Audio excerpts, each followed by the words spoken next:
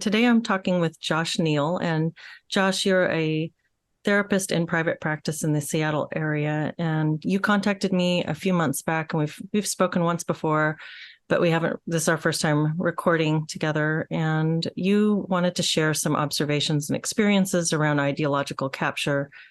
I'm I'm looking forward to hearing what you have to talk about. I know the area is really a difficult area to practice.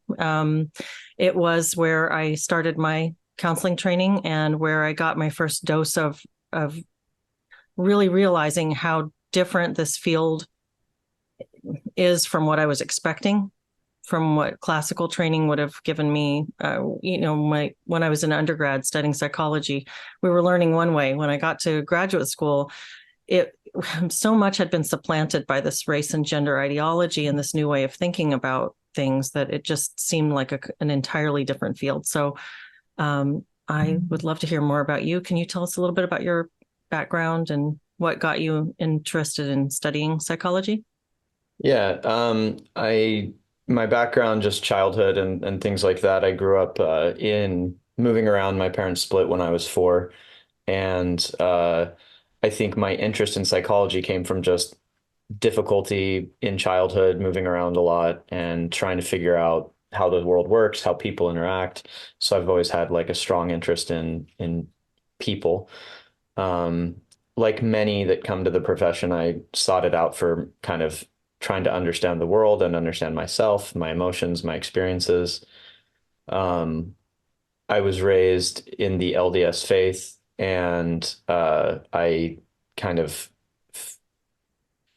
had a what we would call a faith transition or a faith Mm. crisis, some kind of like identity existential thing. And as a result of that experience, which was very painful, it became, I've gotten better at, I guess, being willing to be different and being willing to kind of like speak out against what I might see as like a mainstream perspective, or not even necessarily a mainstream, but an in-group perspective would probably be a better way of putting it, because it doesn't have to be um, huge for it to be your in-group. And so speaking out against an in-group can be difficult and come with a much more consequences than railing against the out-group Mhm. from within. And and so then my education, I was in Utah Valley University, and then I came to Seattle U and studied here. I I had stayed in the Mormon faith until, I don't know, like really in grad school is when I started to kind of come out of it. Uh, but I had served a Mormon mission in the Tacoma area, and so I knew the Northwest. So that's kind of what drove me to be interested in coming back. And I really was interested in the humanistic perspective of psychology. And so my study and my background in my master's degree was at Seattle University. And the program is the phenomenological existential psychology program. And it certifies people for uh, counseling in the state of Washington. I think now they're moving to do K-CREP or become nationally certified as a counseling school. At the time, they didn't do that. It was just for Washington. And so as a result of that, we got a really rich education in uh, philosophy. And one of the key things that takeaways that I had from the program that I really loved was, first, it was deeply rooted in a humanistic perspective, which held that all humans have dignity and value and worth. Um, and it also pushed back on some of the more classical models of psychology that the therapist knows something more about you than you know, that they come as kind of a top-down view, and the other model, that's kind of the earlier psychoanalytic models that were, I'm going to interpret you, I'm going to listen, and I'm going to tell you what's wrong as the professional on you. And then we move from that to the model of behaviorism, which is more kind of looking at people as kind of a sophisticated machine. That shows up in today's ideological framework as people being considered like advanced computers, which we are not. Mhm. And in the advent of AI, it's getting even more blurred. But uh, that model that I studied from really prioritized some of the features of the human experience that existential philosophers draw on, which is that we experience our existence, and the experiencing of our existence, the subjective nature of it, or metaphysics, is itself central to the project of psychology and psychotherapy, because we have to acknowledge that, unlike a machine, a human experiences itself, and a human experiences reality, and it has a way of organizing and making meaning about reality that must be part of our analysis of the human experience. And if we just look at inputs, outputs from a purely behaviorist view, which became more popular in the 50s, we're missing something. Mhm. And so it's considered third wave psychology, which is the humanistic approach. And that kind of fundamental stance leads you to look at what we would say is an underlying philosophical groundwork for anyone that is approaching psychotherapy, and look at the fact that they also are a human that is organizing and making meaning about what they're telling you the psychotherapy is. So what this does is it allows you to look at the project from outside and see it as a human endeavor with qualities and traits. What is essential about that is it allows the project to be critiqued, to be questioned, to be explored, and therefore improve. I think of psychotherapy or any of these projects kind of like your skeleton. And your skeleton is always taking away parts and rebuilding itself. And if you don't do that, then you get brittle, you get rigid, and you break. And here, I'm going to let my dog out. uh, so these are the things that I value in psychotherapy. They're deeply important to me. They're deeply important to the project. And then kind of where I was leading as well is this idea that I'm really interested in critiquing within an in-group and looking at what the people inside are doing, and that I'm willing to step away from something if I find that it's essentially modeling what I would call a toxic relationship. And a toxic relationship can happen between yourself and yourself. It can happen between you and a romantic partner. It can happen between you and your family. It can happen between you and your community. And it can happen with larger, broader society that's basically making certain things unquestionable, creating dogma. And dogma, in my opinion, when it enshrines itself from critique by making the critique a sin itself, and we call that heresy. So Mhm. to question the church is heresy. To question God, there are questions that are taboo. And as I began to practice and develop, I noticed, if you can give somebody a cloak of uncriticableness of any kind, that will attract the worst people, because Mhm. they will want to put that on. We see this in most organized religions will have at their top some kind of pedophilia going on, it seems. It Mhm. just seems like that's happening all the time. And why? It's because a person can become unquestionable. They can become insulated from critique, and then they become rigid, calcified, etc. So I've always seen it as a human project for people that I think exhibit narcissistic, abusive, toxic, antisocial behaviors, that they'll be very attracted to something that removes them personally from any self-reflection, any critique, and sets up an ideological stance where even questioning them is a sin. And I saw this in Mormonism, and I'm extremely sensitive to that. And again, as I've talked about my background in my education, those were the things that drew me to it. Is it was very parallel. It looked at each person with this extreme sense of dignity. It was willing to name the stance and the philosophy that undergirds the project of psychotherapy explicitly, so that it can be questioned, so that it can be investigated, so that it creates equanimity and a level of respect for other humans to come and explore, have open dialogue. I consider myself classically liberal in the sense that I value multiple perspectives, but I value at the base of those a culture of respectfulness that lets everyone come in with any question they have, and there's no wrong question, there's no wrong person. Um, and so this is kind of my basis. This is kind of how I form. This is how I like to practice. And I found a model of applying that through Gestalt therapy, which is very important to me to this day. It's how I practice. I think it's a deeply respectful way of engaging humans. It looks at their process, it looks at how they're doing things, and it invites the therapist to be able to show up fully as themselves with their own integrated value set to connect to a person.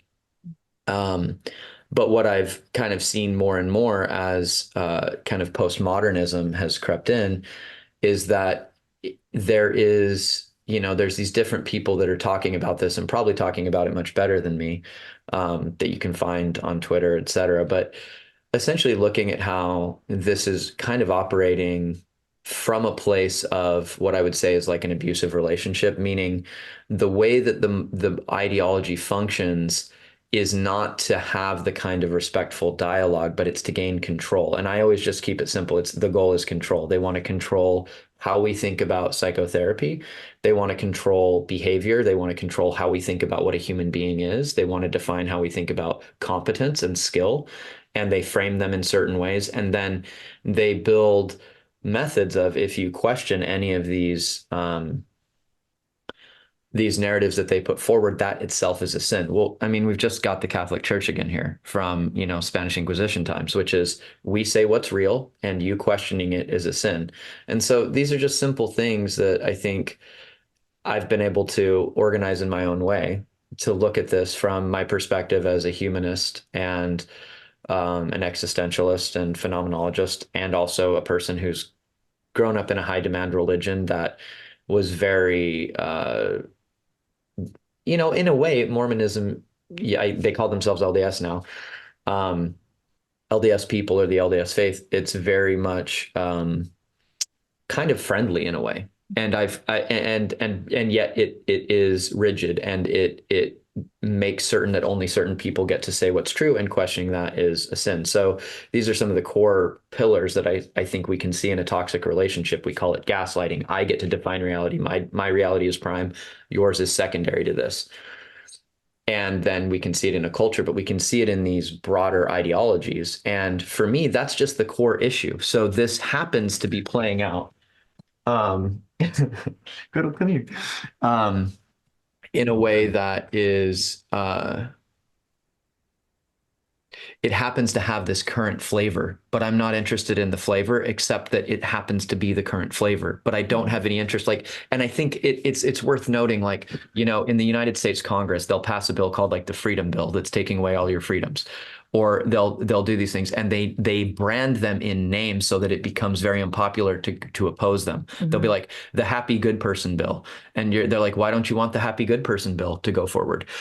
And so like it makes it even harder. It's how they create the heresy, right? And so you spend all of your time on the defense when you're saying like, yeah, I think that, feminism is inherently degrading and humiliating men, and it's destroying pair bonding, and it's meant to degrade the nature of the human beings that exist based on their obvious behavioral traits due to hormones. And even people who are trans are going to admit that their behavior switched radically once they got the different hormones. And yet, if we try to talk about this, you're sitting on the back foot defending yourself, being like, I don't hate anybody, I don't hate anybody, and you're spending all your time doing that.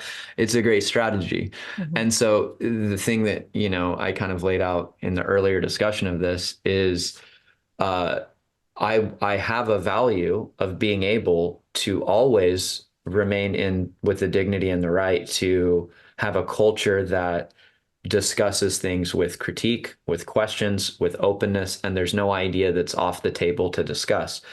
And I'm putting forward that I think the current ideological framework does not operate in any kind of authenticity or sincerity, but that it actually has only one goal in mind, and that is to use any and every bit of another person's empathy to overcome, to prevail, to dominate, to control, to take over, and to implant themselves as the only singular voice of totalitarian authority. And that good faith conversations are naive in the sense that they don't look at the larger operating function and process of the entity that you're interacting with. And it is an entity that seeks total domination and control, and they wish to strip you of your inherent human dignity and instead implant shame,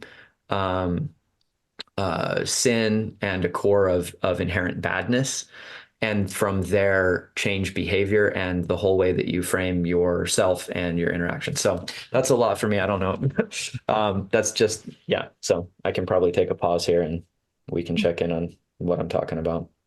Yeah, it sounds like your early experience with breaking out of your faith that you came from, at some point you became aware of it, of this inability. You're describing this pattern of toxicity, if you will, the behavior when you say it could be a relationship within oneself, a relationship within a couple, and then expanding outward. So at scale, the same sort of rigid, controlling, as you called it, toxicity can manifest. And so you're saying that when you're trying to engage with that in good faith, you end up on the back foot. You end up doing a lot of unnecessary self-explaining instead of just calling out the process as you see it. Yeah, And it's you were aware of yeah. the process because you'd seen it previously, and then you started to see it here as well.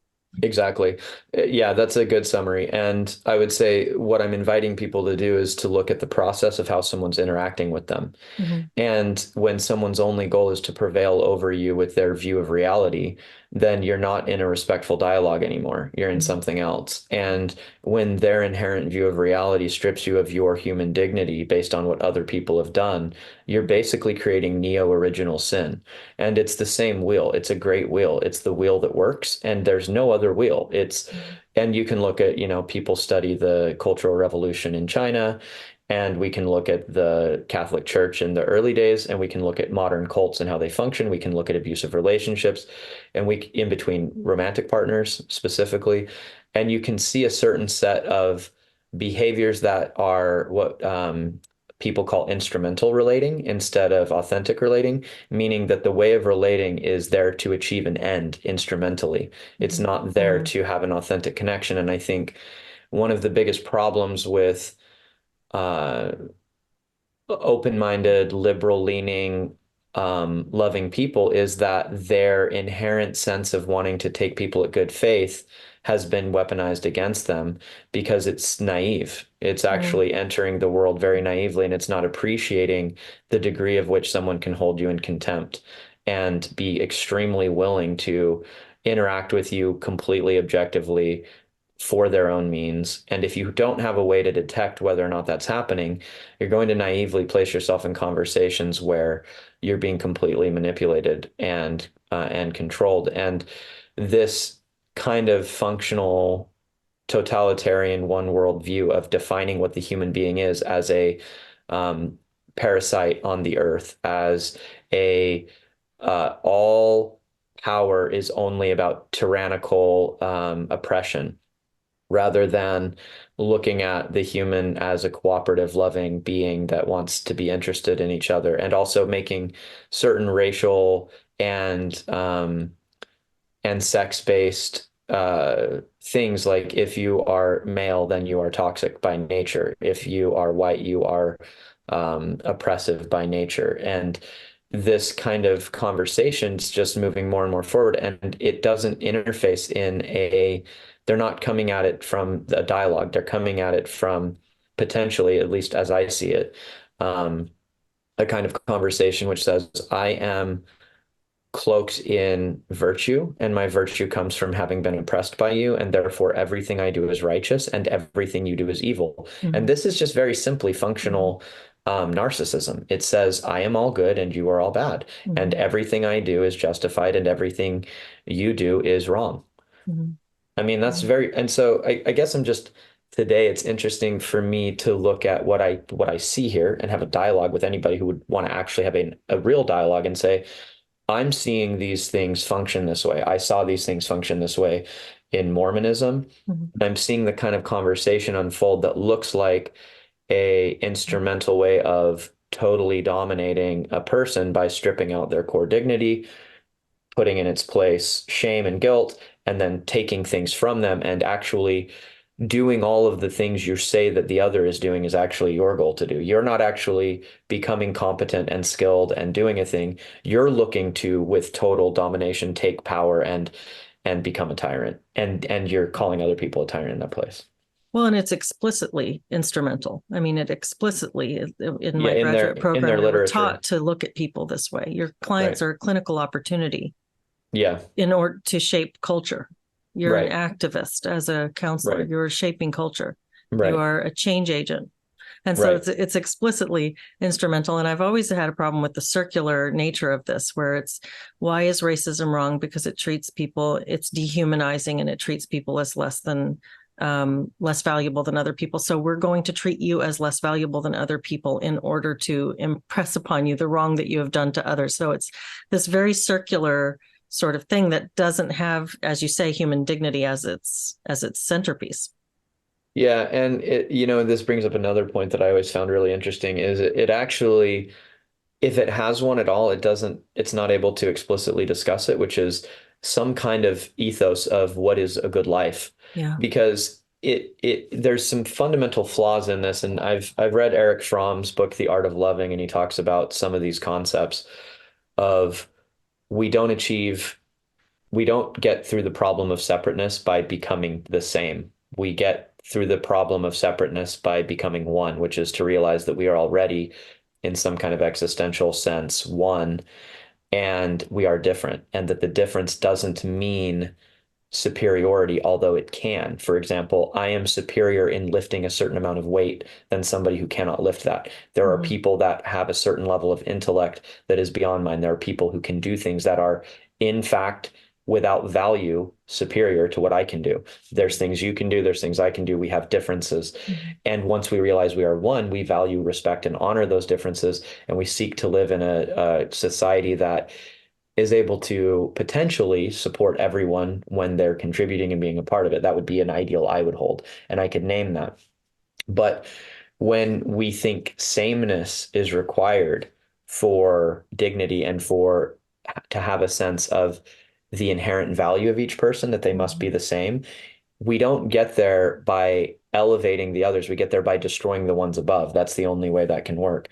And so you start to get this really, really destructive kind of envy based, hateful thing, which turns genocidal at some point.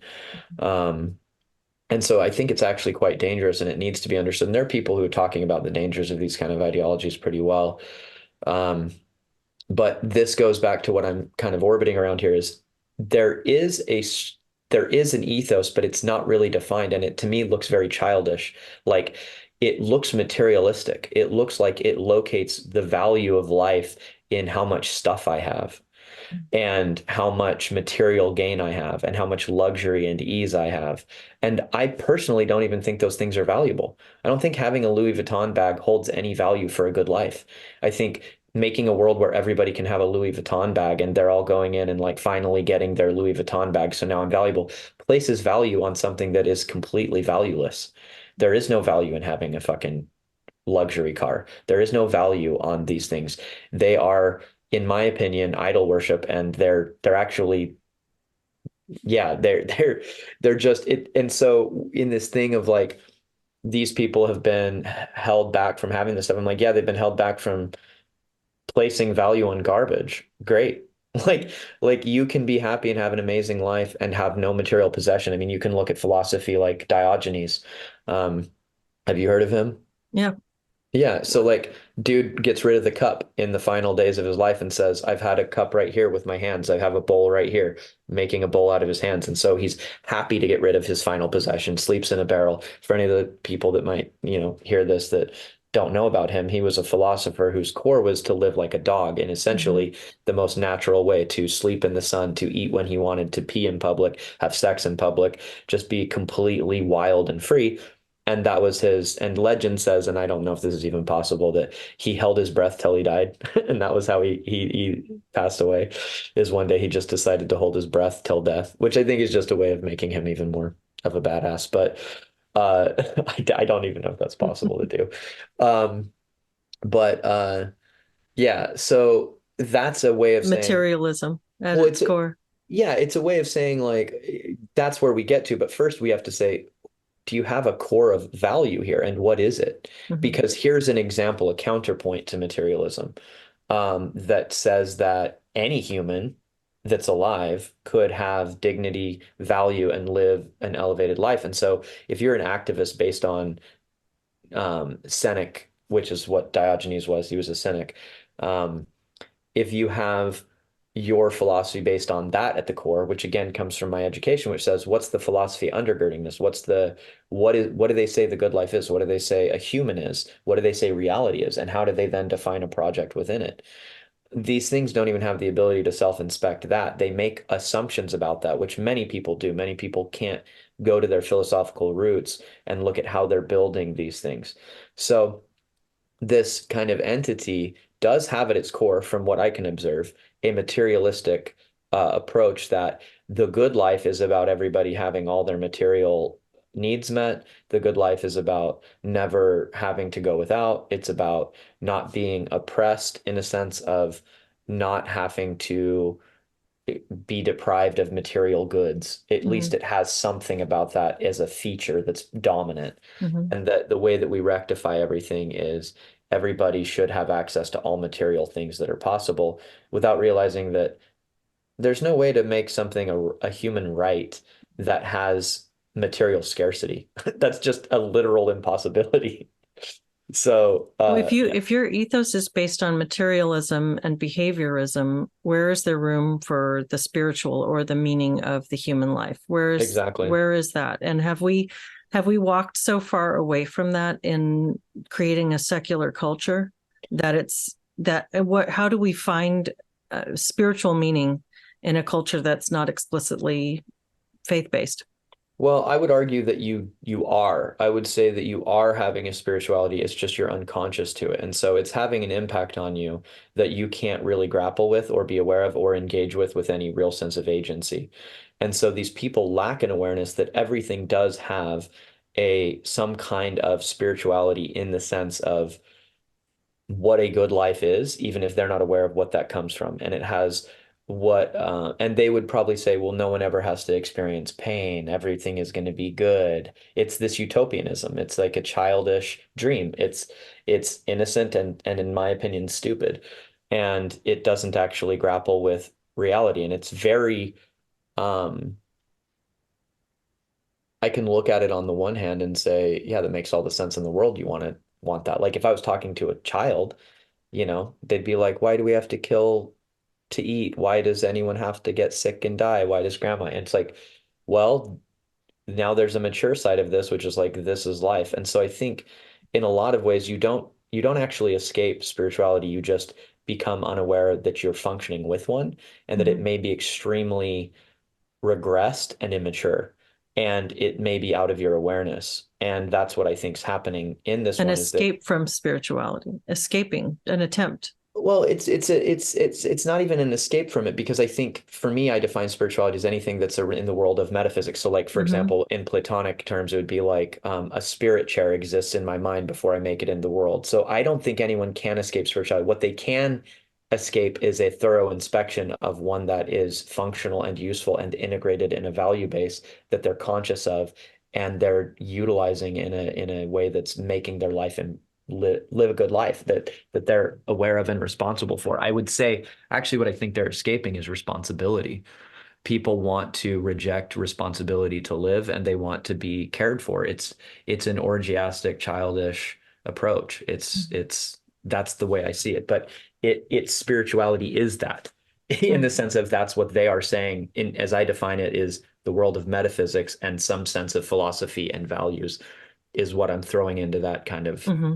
thing. But Mm-hmm. if you don't define it, if you Well, you don't, end up with what we have now, which is people kind of like I hate this phrase, but you hear the meat Legos, thinking of people as what we're, the cosmetic procedures that are being done in the name of gender, for instance, just thinking right. about people as just very interchangeable parts and cut this off and trim that off and enhance this. And it's Yeah, I very mean, materialistic. yeah. It's very, yeah, I see what you're saying.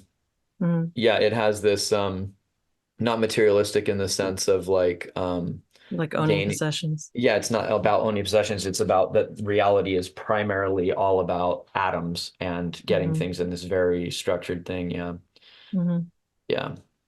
Well, When I mean, that even that stuff gets into like there's no it actually reveals the point I think I was trying to make earlier in our discussion, which is that this ideologies function as I can see it, and I think it's worth discussing. And I think I would love to engage in dialogue with anybody who sees it differently, because I think if we slow down and look at this and can have a dialogue, Mhm. this kind of philosophy, the gender philosophy that's prevalent within mainstream psychology, that's very supportive of the trans ideology, um, it doesn't have any logic coherency. And I've heard it said that it actually makes it so that there is only one inherent valid gender, and that is trans, and that all others are Mhm. invalid and not inherent. But if we look at how it functions, for me at least, it looks like it operates in a constructionist perspective, Okay. which is meaning is constructed and made by us and has no inherent value or has no inherent meaning. And that at the same time, it has a kind of um, essential, essentialist Mhm. stance, Mhm. which is that there are certain things that are essential to reality that exist, kind of like a very early on, like Platonic or Platonic essentialist perspective, which is this idea that things have inherent essence. Mhm. And so it operates from constructionist and essence at the same time in paradoxical, like it can't be both, and Mhm. yet it operates as though it is. So it says like gender is a construct and I am inherently trans. Mhm. You are a constructed cisgender, and the Mhm. only reason that you are is you constructed it. There was nothing essential to it, Mhm. but I have an essential gender that must prevail over my physical body because it's what I feel, and it places Mhm. these feelings as central to the meaning, but then paradoxically ties them to some kind of essence. And so it doesn't even have It's philosophical consistency. self-contradictory. Yeah, Yeah. it's inherently antithetical to its own philosophical branches, which are opposed to each other, and yet it operates from both. Mhm. So for me, I'd be interested if anyone ever could discuss it that way. It's just be like, am I wrong? Like, what am I missing here? Because Mhm. I Mhm. think I'm seeing this happen. What you again get though is people who will cherry pick what others have said, and they'll avoid where others have said things that are, and this is essentially what I found in Mormonism is it reveals itself that someone has a what Eric Fromm would say is their faith includes that it is virtuous to maintain the belief, and it is a sin to not maintain the belief. And so when you're interacting with somebody from a cult perspective or an ideological framework where they've been captured by it, the belief itself is virtuous. So questioning the belief or challenging the belief becomes a sin. And Mhm. once you have that in place, you've got heresy. So, for example, if I say all human lives have dignity, then someone would say, well, then are you saying that Black lives don't matter? And now you're back on this thing where the questioning their statement in any way now is a sin. And the Mhm. same thing happens with, are you saying these children's lives don't matter? And in fact, I am saying Black Lives Matter. I am saying trans lives matter in the sense that human children, and especially that would be the focus, they matter so much that we need to have conversations about this and we need to be able to Mhm. talk about it.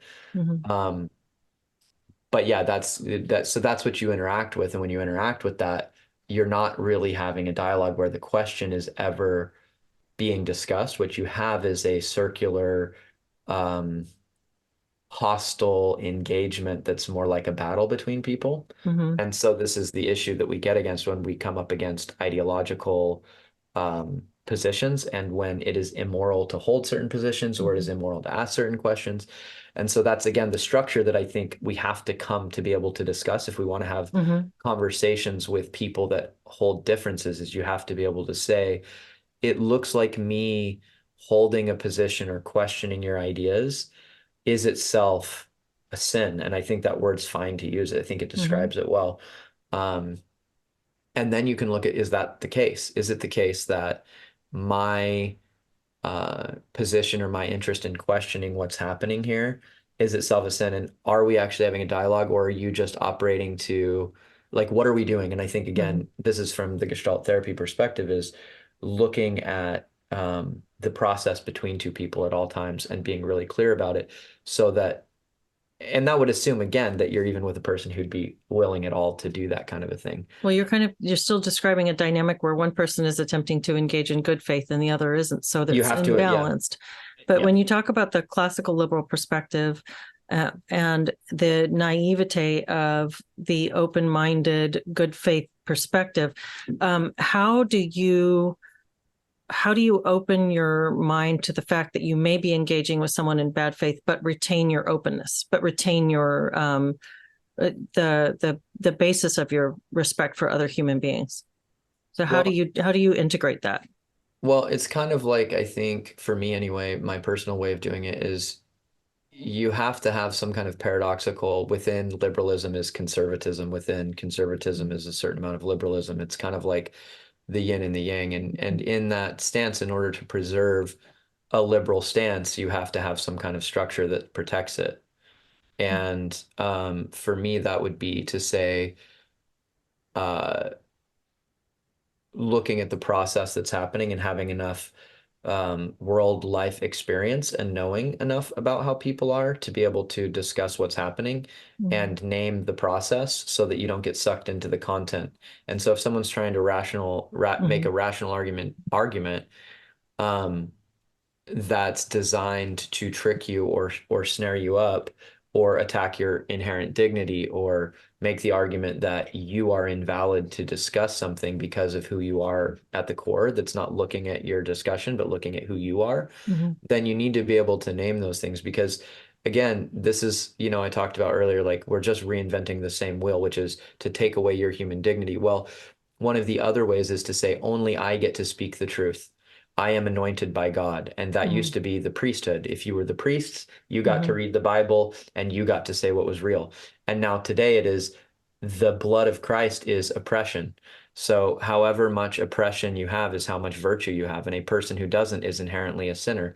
So if someone is talking to me as a priest to a sinner, I'm going to name that. And I'm not going to continue to engage it and act like it's not happening.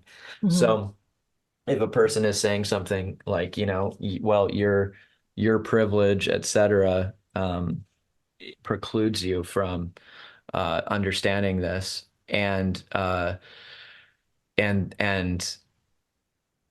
and only I can basically speak to the reality, then I'll be like, well, I'm not sure I would want to discuss that directly and be like, as it stands, it sounds like, and I would try to represent it as accurately as possible to them. It sounds like as you see it, we're not able to have a conversation because the only thing that could happen here is I could adopt your view because I am inherently incapable of learning anything because of my life experience that's different, which again, I totally disagree with that idea. I think people have massive ability to have empathy and care for each other's perspectives. I don't think we have to be the same to be able to appreciate each other. And I think that we can connect and also at the same time, we never know what anybody's experience is, no matter how similar or dissimilar they are, it remains uniquely theirs. And the stance is a humble, loving openness to that sense of wonder that this person's experience is theirs. It's Mm-hmm. unique to them. And so this idea that I get to speak for God and you get to be corrected is at the core of that conversation. And so I think that kind of dynamic, the way that you would engage is to understand that first that not every conversation is friendly. Understand that some people have no interest in any type of real connection or dialogue, and that you need to be assessing and making sense of that and the process and be able to name it and not go further until you've addressed that fundamental issue. Mm-hmm. Um, it sounds like me holding any question is evil, and that looks like heresy to me. It looks like Mm-hmm. you have God's truth, and anything I do to question it is evil. Mm-hmm. It means that and I mean they define it this way that the systems of oppression maintain themselves. So it takes on like it basically they create a new colloquial devil, and and the influence of the devil is at play in Mm-hmm. anything that disagrees with them. But it again, like all these things have their analog. Mm-hmm. Now, the Yeah. metaphors, the comparison to a church, it I hear these a lot, that this is like a religion. And I wonder if it's so much that it's like a religion or if it's more that this process has been used by religions. And that's a place Yeah. where people are more familiar with experiencing this kind of high control, rigid, as you say, toxic dynamic. And in this case, if you carry the metaphor forward, I mean, or go through it, who is the church leader? Who are the church leaders making people feel this way? Who's the what's the Vatican of social justice? What's the source? Who is creating and perpetuating this? Is it Well, coming from somewhere? I mean, do you have a thought on why this has been imposed throughout these institutions? I think we have templates. I think that it's we can look at the Chinese Cultural Revolution and we can say that, fifth generational warfare, whatever we want to call it, being able to take over and control people is something that humans have always done. And there's Mm-hmm. always a death struggle for resource. And that by shaping how humans think, how they think about their history, we destroy the history and then we can take them where we need them to go so Mm-hmm. they don't have roots to any type of cultural or sense of dignity and value. And when the nuclear bomb enters the playing board on the human game, it creates a method where direct force is total annihilation of the human species. And so total force can't be used among nations that hold nuclear warfare power. And then we look at, okay, well, then how does modern warfare start to happen? Well, Mm-hmm. it can happen if you can disarm a country. So there's huge pressure for countries to disarm, and we can look historically and see that as soon as they disarm nuclear, then they get taken over completely by non-nuclear modern warfare. Mm-hmm. And you can see that in, lots of the Middle Eastern countries that have given up their arms and then Mm-hmm. they get destroyed by the US or others. And that, modern conquest through proxy war is currently happening. You can look at places that understand this and they stop. So when you can't do that, when you can't go in, you basically, it comes down to, if I can't kill you with a bomb, I'll kill you with poison. Mm-hmm. And so to me, the modern warfare is a spiritual war in the mind of human beings, and that it is done in very systematic, understood, thoughtful ways. We have agencies that are pumping this stuff in, and we have money and all these things behind them. We have ESG scores. Mm-hmm. Um, we have BlackRock, we have Sweet Baby, we have all these little companies that are there. There are lots of people who probably talk about these topics with a lot more knowledge and awareness than I have. Um, that are looking at how these larger entities are operating. But in simple terms, they're globalists. And these globalists operate without borders, without loyalty, without any concern for any nation. And they use everything and anything they can to gain material control over the human species and to degrade human beings and prevent us from our most essential pair bonding to have sexual health, and then to create strong families and communities that are resilient is the goal. And so any ideology that can tear people apart along gender, race, any difference that they can find and exacerbate to the fullest creates a more weak, manipulatable herd animal that can then be put in their pod on VR goggles, fed bugs and extracted wealth. Like, I mean, literally watch the movie The Matrix. I mean, Mm-hmm. Mm-hmm. it's they'll suck your energy out from your pod. I mean, that's my view Mm-hmm. of the goal of these groups, and they have studied real human psychology. They're not afraid to accept like the actual truth. I mean, and they study the dark side of it, like how to break a Mm-hmm. person down. They study, enhanced interrogation techniques, how to implement propaganda agendas that completely erase a person's sense of any self. And so they know how to do that, and they know how to use social pressures. They know how to weaponize sex in order to, you look at how men are very depressed and killing themselves and alone Mm-hmm. and isolated because women have been trained to hate them through feminism. In its modern iteration, I have no issue with many of the earlier iterations of it. Um, for the record. Mm-hmm. But these are kind of the things that Yeah, I this attack on pair bonding that you're talking about, that really resonates for me with a lot of the things we're seeing with regard to gender. And yeah, yeah there's the war of the sexes that's been going on yeah they're forever, and the way that yeah pornography has turned men away from women, and right. the way that feminism is turning women away from men. Right. Well, I it's think that. like you interpret every difference between men and women as this person is abusing me. I mean, Hmm. that's Hmm. not going to Hmm. engender good feelings. Hmm. If you look at this person's able to has achieved more than me and they've done it because they've held me back. Mhm. It's not going to be Mhm. the same functional thing as this person worked so hard and sacrificed to please me and build a world that's comfortable for me so that Mhm. I would be happy, which is much more to the point of, I think, what motivates men is we're very motivated to do things that will make women like us Mhm. because women come with an inherent attractiveness in that their body is attractive. Men, what makes us attractive is much more about our behaviors. And so when you put a man in what I would call is like a behavior burqa. It's Mhm. making him take up less space. It's making him appear ugly to women, be less bold, be less risk-taking, be less assertive and aggressive Mhm. and provisioning and protecting. And that makes him basically be a castrated, ugly version of himself Mhm. that women won't like. And then anytime he attempts to do the things that would make him attractive to women, label those as toxic and make women see that as bad, even though their nature demands it, they're going to mentally be rejecting it. It's to me, it's just a very systematic takedown of the natural way of, and then give men a digital version of release where they're completely isolated, disconnected, alone, and masturbating to pixels on a screen in Mhm. order to feel some sense of love and connection. Mhm. Which And takes away the last bit of incentive that they would have to try. well, it definitely doesn't let the tire inflate. It lets a huge leak be in it, and every Mhm. time their energy gains, it can just be released Mhm. with and usually, for a man, getting to the point where there was sexual achievement would Mhm. be require a great deal of effort. And I mean, Yeah. we know this. Like for a woman, if she says, "I'm ready to have sex," there's a line of men out the door. If a Mhm. man says, "I'm ready to have sex," it's like crickets. It's like, Crickets. good luck.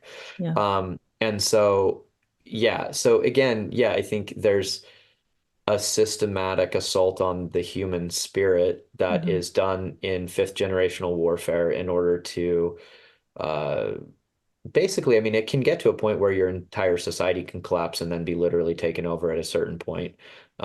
So it doesn't ever have to be one church. Mhm. It operates better if it isn't.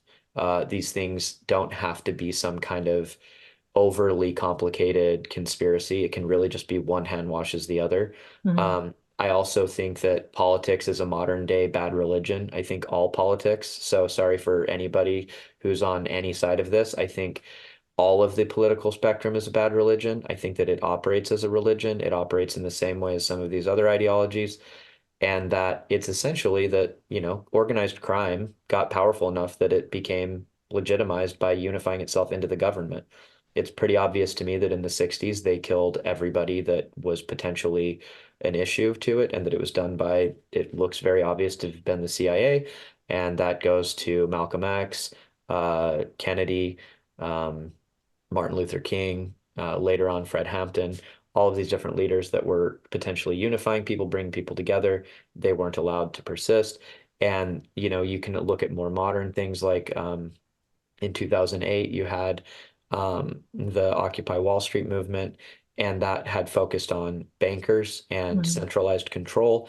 And then you have massive amounts of increase of uh, propaganda, in my opinion, but through, our mainstream media outlets, dividing people along the lines of race and gender and creating this Mhm. massive, massive divisions within the left. And now it's hilarious because you have this just ridiculous parody of what like a left rebel used to be as this like pharmaceutical bank loving, war loving group that's like Mhm. Mhm. championing the conflict in Ukraine, championing pumping money into the Israel-Palestine conflict, championing war, championing big pharma, championing banks because they put gay lipstick on it. And it's like, Mhm. well, there's always going to be the lipstick of the day to put on the pig, but you got to understand if it's war, if it's banks, if it's centralized control of sovereign people.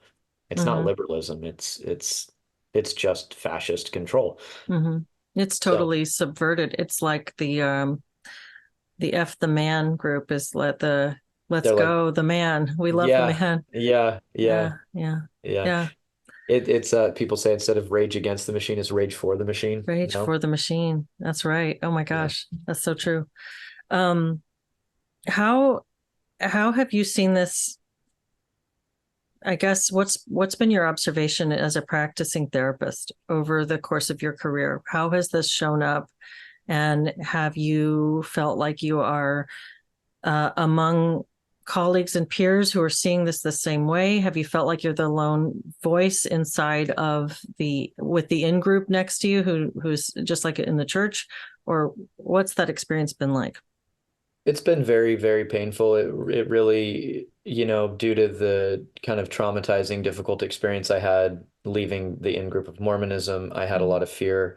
I started to realize that the behaviors mimicked each other. And again, Mhm. whether you agree with them or not, and some of the kind of goals and values of people who aren't as sophisticated and aware of how this functions, which are many of my friends, uh, they were the same reactions I had in Mormonism, that these people are actually just good people. Like a lot of people who are, I believe fundamentally in the goodness of humanity, and that extends to when I'm in disagreement with people. And so many of the people I saw in Mormonism that devoutly believed it are just good, regular humans that want to live a happy life, and they really firmly believe a kind of an ideological thing that is, again, it's a sin for them to question it. And so I see the same thing within a lot of these groups is they're people I have a lot of respect for. They're very intelligent people. They are not dumb. I think it's not in your favor to start insulting and degrading people. What I think helps people is to understand that all of us are much more easily manipulated than we think. All of us are a lot more emotional than we think, and all of us make decisions based on organizing around the needs we have more than we do so rationally. And so there's a need that the person has to maintain the belief system they have. And oftentimes that comes with maintaining status and connection to their in group, which is Mhm. extremely vital for their survival. And they're not willing to even open up questioning to it because of the existential distress that it would cause and the potential loss of community and bonding and what I would call a social truth. And social truths do not get critiqued and questioned. They get maintained and they get shown sovereignty and fealty to it. You say, I believe the good thing. And everyone Mhm. says, he believes the good thing. He's good. We're all good. Rah, rah. Um, so I want to say all that first and then just say, so therefore leaving it is to choose to walk a path of being misunderstood by Mhm. people that you understand. And Mhm. this is the difficulty of outgrowing an ideology is that you completely understand and care for these people. They don't understand you and they can't because they don't yet have the ability to set aside whatever functional need they have that would allow them to start to question these things and to take you in. And so they're limited in the way they can interact with you. Um, that being the case, in my own personal work, having become a person who has what I believe is a deeper understanding of the society, the culture, the world at large, and these issues, it's enhanced my ability to work with people because I'm not operating within a more confined, narrow, prescriptive, interpretive worldview that everyone is bad for XYZ reason. It lets me maintain my Gestalt therapy roots, which is that people are uh, basically an organism that's trying to meet its needs within its environment by making meaning of the Mhm. world around it so that you can resolve needs. And so that stance is even more enhanced. I have no interest in making people conform or rebel against society. I have interest in people becoming more aware Mhm. so that they can have more agency and more choices in their life. And they may do the same thing, but they can live a more dignified, responsible life. Mhm. Mhm. And I've seen I have a lot of men in my practice that I think I've been uniquely capable of helping. And I think I've been able to help a lot of women as well, because I don't think that it serves people to identify themselves as a victim and a powerless pawn in a larger system. And I think people are encouraged to identify this way, or they're encouraged to identify as the machine.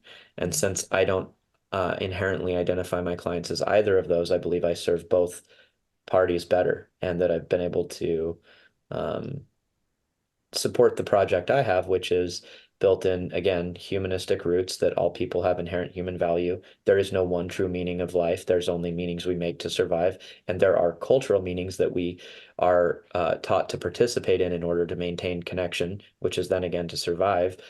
And we need to be able to question those. We need to be able to make those flexible and work with them and update them while maintaining some of the structure that exists. And so yeah, so as far as it's affected my practice, I'd say I'm just getting better and better at what I Mhm. do, and that's always my goal.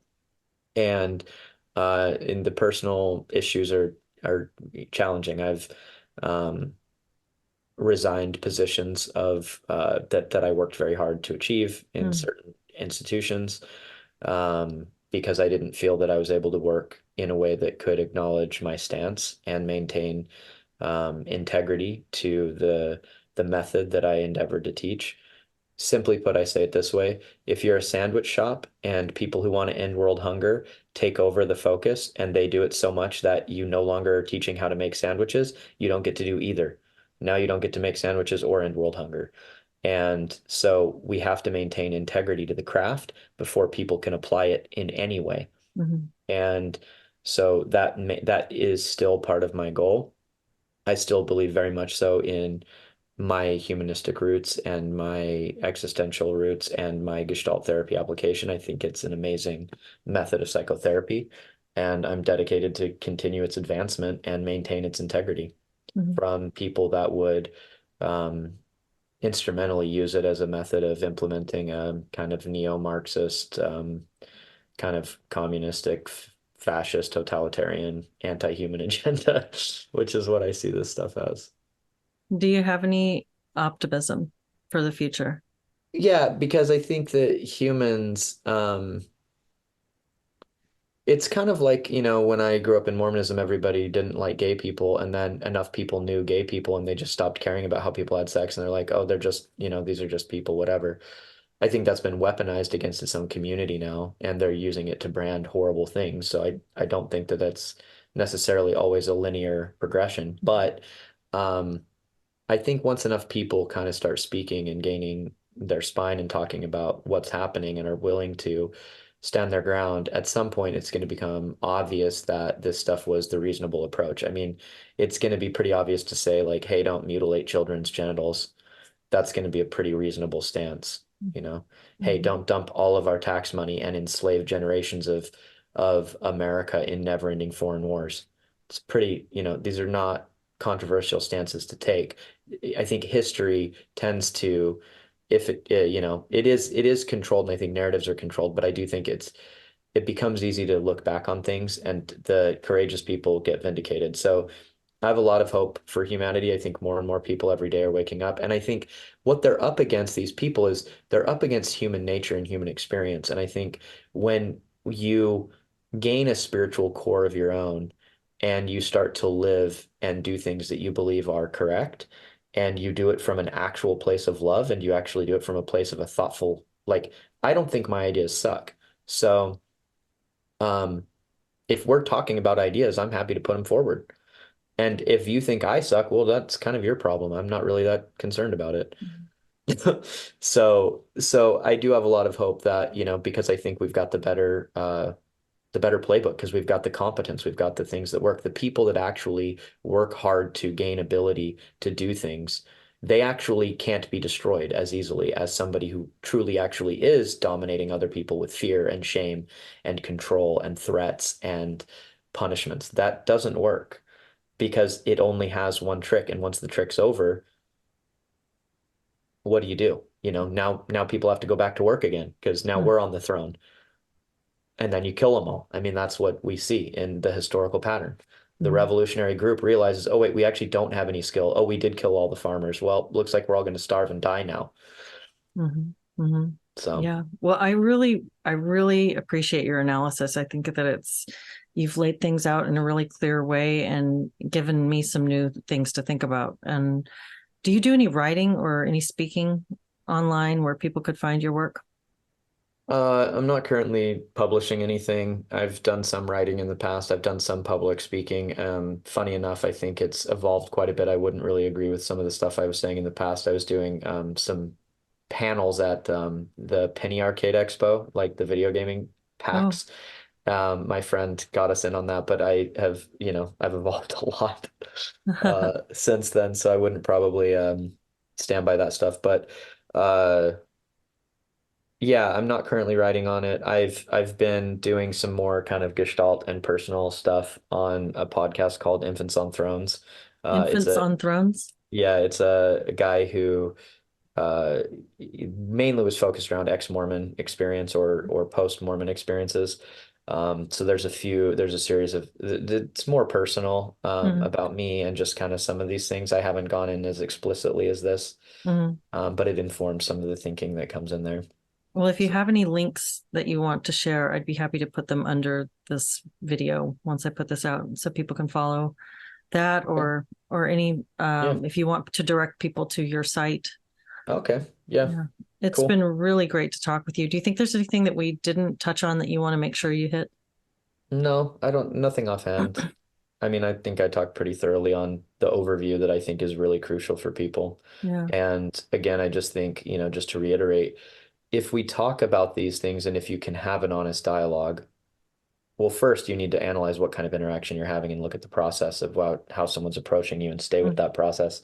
But if you can get to the discussion and you can actually have one, then you can be you can I think we can connect. I think demonstrating understanding, and I have hope for that. And then I also think people need to be able to analyze how people are orienting toward them and if it's toxic or not. And so those are the kind of things that I think I wanted to lay out that I look at. And I think, these are human issues. These are human problems. We try to define and control reality to be able to shape society to serve us. And people who are not good people will do this. Mm-hmm. And so if at some point, if you want to stand up against it, you have to be willing to get out there and go after it. So I think, yeah. So it's a beginning. I mean, maybe we can talk more in the future Yeah, if I'd you're love to interested. maybe have a conversation with you about practical steps to analyze those dynamics. That would So be maybe something we I'd can be do that. interested in maybe writing. I've thought about that for a Okay. long time, is like just an analysis of like some of these things, making them very like specific and laid Yeah. out. Just really Like direct. yeah, like creating a priestly class that gets to Hmm. define reality, and then heresy, and Hmm. some of these taking things off of the realm of discussion, Hmm. making it a sin to question them when having faith in a topic itself is a virtue, then and then yeah, Hmm. just these different topics that I've Hmm. gathered around. I think it's useful to have them very clearly delineated. Um, so I Yeah, I think think there's so value in too. that. Yeah. Well, thank you again so much for joining me. I really have enjoyed this conversation a lot. Yeah, me too. Thanks for Thanks. having me.